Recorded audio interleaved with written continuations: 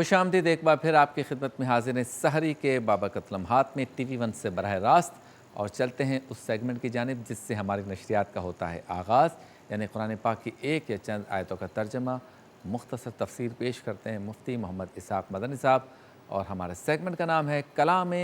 عشق۔ بے دینوں نے کلمہ پڑھا لا الہ الا اللہ۔ کلام عشق میں آج موضوع ہے بغیر تحقیق کے بات کو آگے کر دینا۔ جی مفتی صاحب۔ بہت شکریہ۔ بسم اللہ الرحمن الرحیم۔ سورۃ الحجرات کی آیت نمبر 6 میں اللہ تبارک و تعالیٰ نے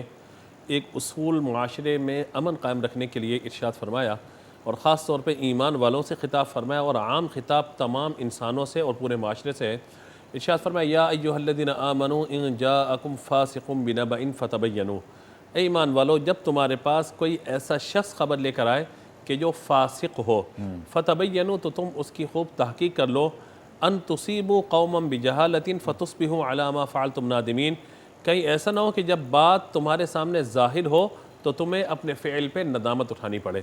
اس آیت مبارکہ کی روشنی میں 3-4 باتیں ہم سمجھ لیتے ہیں۔ پہلی بات تو یہ ہے کہ اگرچہ کسی آیت کا شان نزول کسی خاص وقت یا کسی خاص موقع پر ہو، لیکن اس آیت سے اگر حکم عام ہوتا ہو تو پھر اس حکم کو عام تصور کیا جائے گا۔ یہ حضرت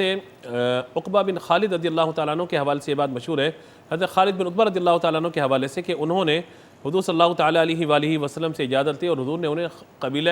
بنی مصطلق کی طرف بھیجا صدقات وصول کرنے کے لیے۔ اچھا ان کا اور اس قبیلے کا آپس میں ایک عرصے سے کوئی جھگڑا تھا، آپس میں کوئی تلخ کلامیاں تھی۔ جب یہ وہاں پہنچے تو لوگ ان کی طرف آئے تو ان کو یوں محسوس ہوا اچھا لوگ آ رہے تھے حضور کے قاصد کے استقبال کے لیے، اور انہوں نے یہ تصور کیا کہ شاید مجھ سے کوئی بدلہ لینے کے لیے آ رہے ہیں، تو یہ واپس پلٹ گئے اور حضور صلی اللہ تعالیٰ علیہ وآلہ وسلم کو سچویشن سے آگاہ کیا، یا رسول اللہ یہ صورتحال ہے، لوگ میری طرف آئے تو میں گھبرا کر آپ کی طرف آ گیا۔ تو حضور صلی اللہ تعالیٰ علیہ وآلہ وسلم نے حضرت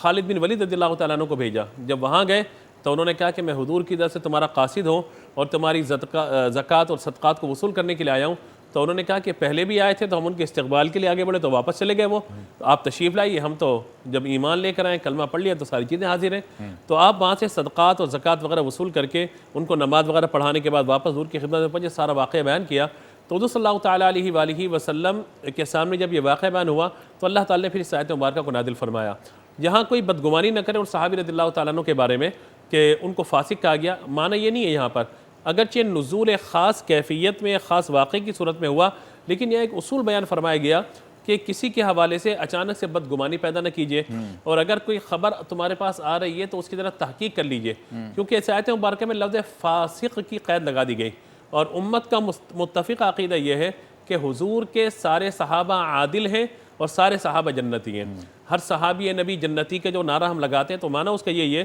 کہ حضور کے تمام صحابہ عادل بھی ہیں اور تمام صحابہ جو ہے وہ جنتی بھی ہیں۔ لہٰذا اگرچہ ایک خاص تناظر میں یہ واقعہ پیش آیا، لیکن یہاں بات بیان کی گئی کہ کوئی فاسق اگر تمہارے پاس خبر لے آئے، ظاہر ہے کہ جب وہ فاسق ہے، گناہ گار ہے، تو وہ بات کو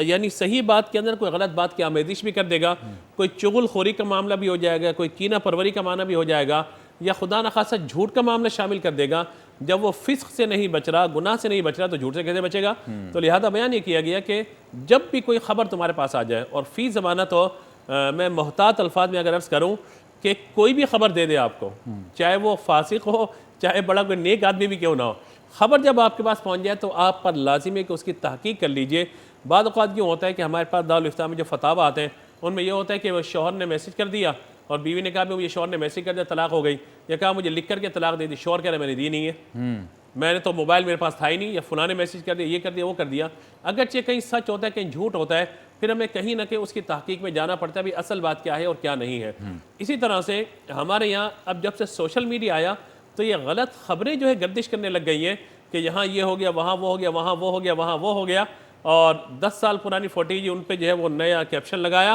اور شیئر کر دی گئی، کسی کی تصویر بنا کے اور اس کو ایڈٹ کر کے کچھ نہ کچھ کر کے چلا دیا گیا۔ تو یہ جو غلط خبریں آ رہی ہوتی ہیں ان کو روکنا اور ان کی تحقیق کرنا بھی لازم ہے، اور اس کا سب سے بہترین احتیاط کا پہلو یہ ہے کہ اگر آپ براہ راست اس بندے سے تصدیق کر سکتے ہو، کسی نے آ کے کہا بھی شبیر صاحب نے آپ کے بارے میں یہ بات کہی ہے، تو میں یوں نہیں کہ بھی کوا آپ کا کان لے گیا تو میں کوے کے پیچھے دوڑنا شروع کر دوں، پہلے اپنا کان تو چیک کر لوں، میں دیکھ تو لوں کہ آیا یہ بات مماثلت رکھتی ہے یا نہیں، کہ شبیر صاحب ایسا کہہ سکتے ہیں یا نہیں، اور پھر طریقہ یہی ہے کہ ان صاحب کو وہاں بٹھایا جائے، کہا جائے ٹھیک ہے جناب ابھی ہم فون کر لیتے ہیں پوچھ لیتے ہیں. تو جب تحقیق ہو جائے گی تو یہ معاملہ سارا بہتر ہو جائے گا. معاشرے میں امن قائم کرنے کے فساد سے لیے بچیں. بہت زیادہ ضروری ہے کہ ہر طرح کے فساد سے بچا جائے. اور جب ہم سوشل میڈیا پہ خبریں شیئر کر رہے ہوتے ہیں بغیر تحقیق کے تو یہ ذرا اس چیز سے اپنے آپ کو اوائڈ کرنا چاہیے اور تحقیق کے بعد ہی کوئی بات آگے بیان کرنی چاہیے. اللہ تعالیٰ ہمیں عمل کی توفیق عطا فرمائے. بہت خوب، زبردست. اور سوشل میڈیا پر جب ہمارے پاس کوئی خبر آتی ہے تو اسے ہم بغیر تحقیق کے آگے بڑھاتے ہیں، یہ تو برا ہے ہی. ہم احادیث و قرآنی آیات جو ہمارے پاس آتی ہیں بغیر تحقیق کے کہ کیا وہ حدیث ہے بھی یا نہیں، قرآنی آیا ہے بھی یا نہیں، ہم اسے فارورڈ کر دیتے تو پھر یہاں گناہ کا پہلو زیادہ شدید ہے. اللہ تعالیٰ عمل کی توفیق عطا فرمائے. چلتے ہیں بریک کی جانب، واپس لوٹیں گے. سوال ہمارا، جواب آپ کا، مختصر سے وقفے کے بعد. نبی سلام علیکہ یا رسول